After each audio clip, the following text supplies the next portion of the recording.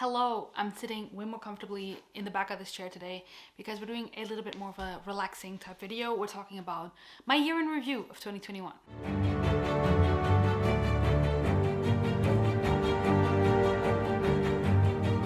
Hello, lovely book dragons. Welcome back to my channel. Welcome if you're new here. My name is Rona and I love to talk about books on this channel. Today, I just want to talk a little bit about my year in review of last year, what I've realized about myself as a reader, what I've realized about books, how I've changed as a reader in 2021, and how that affected my New Year's goal. I do have a video which I will leave linked up here of my goals of the year if that interests you. But I did want to have a little bit more of a chatty video where we just talk about why I got to those goals and what I realized in 2021. So 2021 was my first full year back on BookTube. If you don't know, I used to have this channel years ago and I privated all my videos, took them all down because I never thought I was going to come back. And in 2020 with the pandemic, I had a bit more time, and then I started coming back in the middle of that year in June or something like that, in May. And then 2021 was my first full year back. But yeah, I have learned a lot about myself as a reader, about myself as a content creator in 2021. And the first thing that I realized is that I discovered a whole new set of books that I like. I discovered new genres that I'm liking, and that I'm kind of honing in on what I really love in adult fantasy. So the first thing I realized is that I always thought I didn't like quirky or weird books. And then some of my favorite books of the year were Silent Ascends and Piranesi. So I guess I do like weird books if they're well written. I usually don't like magical realism at all. Like I just don't like it. And Piranesi felt like magical realism. It felt like that, and I just loved it. I loved it so much. I just didn't expect that.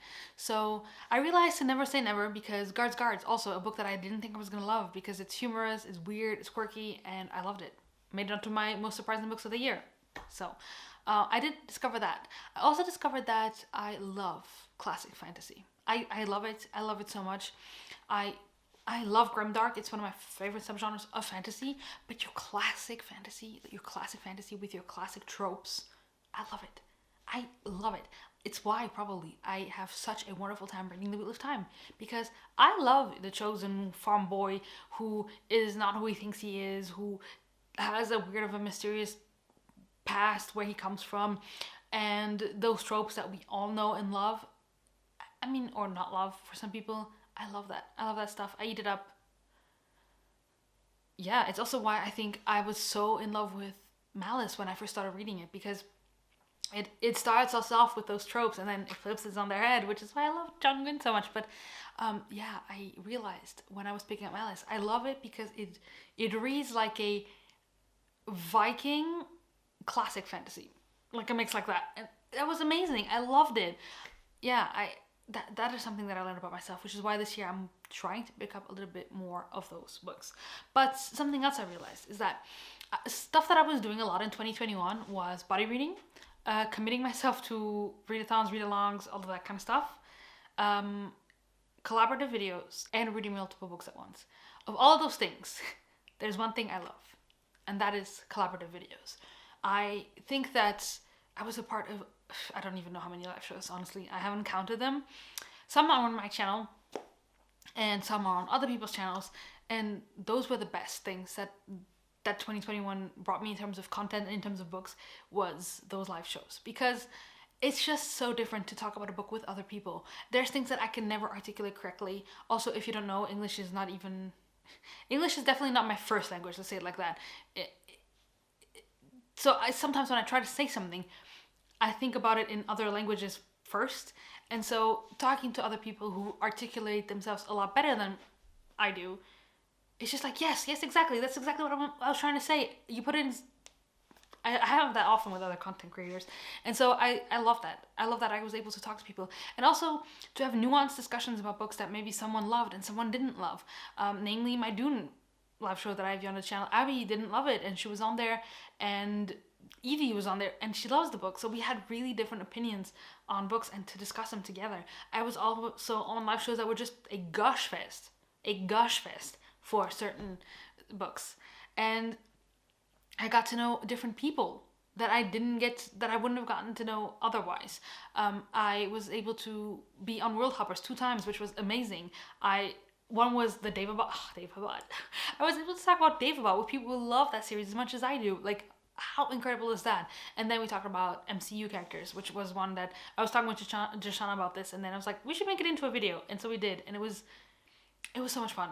And that is something that I loved about 2021 was those live show discussions with other people, and that's why I kind of talked about this already in my goals, but why I'm starting a new series on this channel called Book Dragons Babble.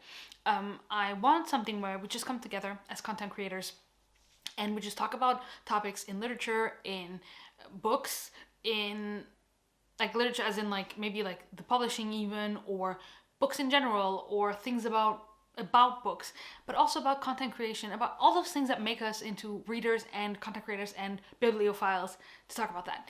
And I thought about that for a while, to do something like that. I was like, I want to have my own series on my channel where I just invite people to come on and we just talk about stuff. So I'm so excited to be starting this series on my channel. It's happening right now that it looks like it's going to be one a month. I don't know if it's going to be. I don't know, because the summer months people are going to be gone. Christmas probably nothing's going to happen because people are going to be out of town. But I would love to have a discussion once per month roughly on my channel with other book readers, people who feel comfortable enough to come on the channel and talk. So if you are one of those people, if you're like, hey, maybe you don't even have your own channel, but you feel comfortable enough to be on camera for a live show discussion, then I would absolutely love to have you on my channel for a discussion. So that is something that I took away from last year that I loved so much that I want to implement more of this year. And there's so many people organizing so many different live shows for books, for games, for everything, and I want that as well. So if you have topics that you want to see discussed with other bookish people, and or if you want to be a part of a discussion, just let me know. I would just absolutely love to have you. So that is one thing. The other thing, like I said, the other things I realized that I was doing a lot of in 2021 are things that I didn't love as much anymore. I love buddy reading. I love buddy reading. But in 2021, I was overcommitting myself. I was signing up for hundreds of buddy reads for a month. And it can't be. Like, sometimes if I looked at my list of things that I had committed to, I was committed to 10 books a month. And that just doesn't work, you know? And I can already feel myself making the same mistake this year. So I need to really watch out, because it is so easy to go into the hype. So, for example, a book that's super hype right now is The Grace of Kings by Ken Liu.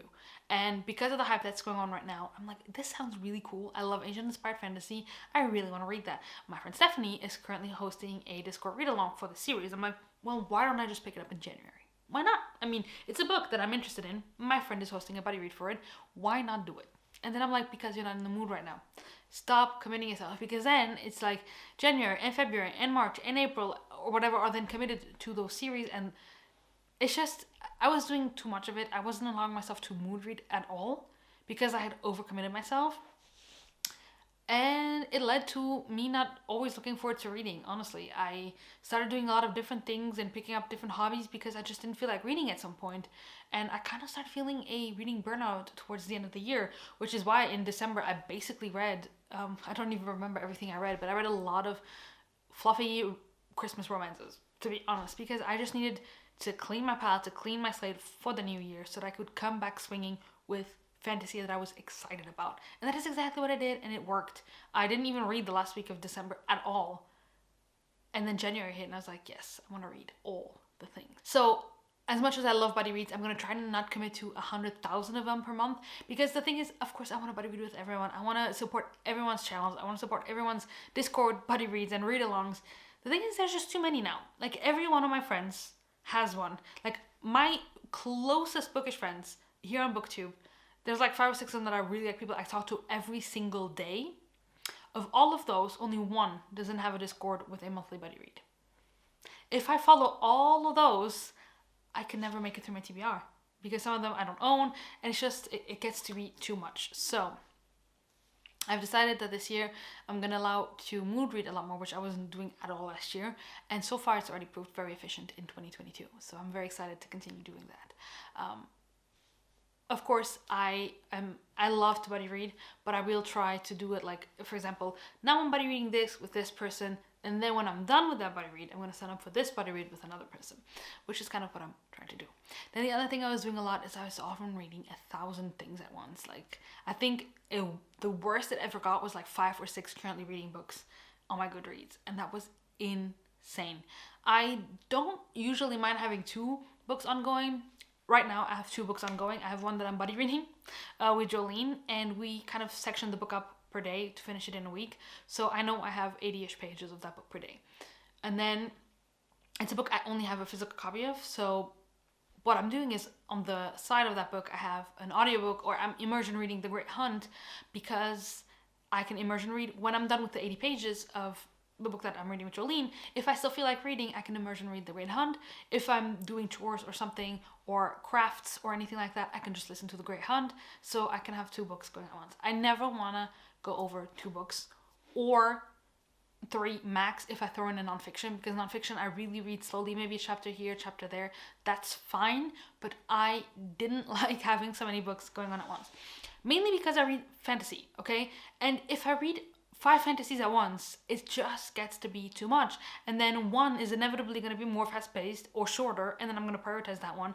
And then it always felt when I was finishing a book that I wasn't, you know, that feeling when you finish a book and then you're like, yes, I get to pick my next read. I never had that, because my next read was always ongoing, and I got tired. I got tired because it never felt like, yes, I finished my book. What am I going to read next? Wow, beautiful bookshelves. What do you have? What can I read? No, I never had that. I was always like, oh yeah, and I'm still reading that book. Ugh, that I've been trying to read for like a month. Ugh. And so a lot of books I just ended up putting down. Books that I know I will love, but I wasn't having a good time as I was reading them. I just wasn't in the mood for those books at that time. I put down. I took them off my currently reading. Sometimes I took off the bookmark. I left the bookmark in. It depends on the book. I will get back to them when I feel like it.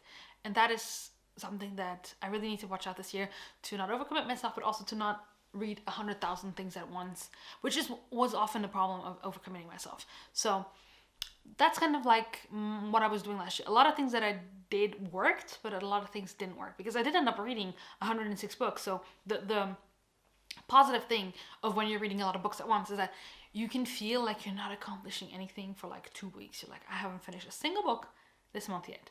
And then all of a sudden when you do finish something, you finish 5 things at once because you were reading so many things at once. But I kind of am more into like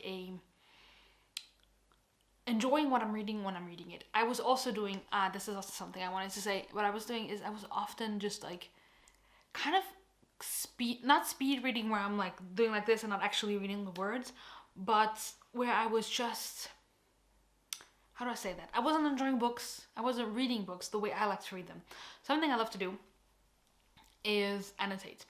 And annotating a book makes you read the book slower. That is absolutely true. I mean, you're pausing, you're writing, you're highlighting, you're doing things, you know. And I started, for example, Jade War last year. Put it on hold because, again, of what I was just talking about. But I did read the first 70 pages or something like that of it. And I was annotating it. And it was so phenomenal to do that. I still remember everything I read in those 70 pages because of my annotations, because I was sitting with that book. I was sitting in my feelings with that book. I was taking the time to absorb the story, to absorb the character interaction, to absorb everything that Vonda Lee wrote. And it was amazing to do that. Of course it slows down my reading, obviously, because it's gonna take me longer, and I didn't have an audiobook to go along. So something I was often doing is that I was cranking up the speed on some of my books to like 2.5 to like immersion read, because I was like, well, I can technically follow, but honestly, I was just doing it to be done with the book. Because then I would see like, oh, I only have 5 hours remaining, so I can totally finish this today. Let's go. And then 2.5 speed and go. When in reality, that's not what I want to be doing. I want to be enjoying the books. So for Wheel of Time, yes, right now I'm not in the slog, so maybe in the slog I will do that. Maybe I will bump up the speed of those books by a lot. But right now, I am listening to The Great Hunt on 1.6 speed. And it's amazing. I'm having a wonderful time with it. I did that for Eye of the World. I listen to anywhere between 1.6 and 1.8 if I'm just listening. And when I'm immersion reading, I don't really go past the 2.2 speed, because I feel like I can still really absorb everything that's happening while I immersion read. So instead of like trying to fly through books just because I feel like I need to finish my books, I just want to enjoy what I'm reading yes, some books are going to take more time, but because I am also dedicated to these books and focused on them, I'm finishing them. So those are kind of the things that I was doing last year that didn't really work and or that did work. And I think I've learned a lot from what I did, and I don't want to reproduce that. I don't want to feel like reading is a chore. I want to always be excited about reading. I always want to be looking forward to my next book. And it even got to a point last year when I told Melvin, I was like, I don't even know if I love reading anymore. Like, it doesn't hit the same. And then this year, it's only the second or third week of January, and I love reading. I love reading because I'm implementing these things already. And finishing a series like Throne of Glass reminded me of why I love reading. I was compulsively reading that book. I mean, I have a vlog where I talk about it, so you can check it out. But yeah, like, I do love reading. I was just reading, I was reading wrong. I wasn't reading in a way that allowed me to appreciate the books the way I want to. And that is something I want to do in 2022.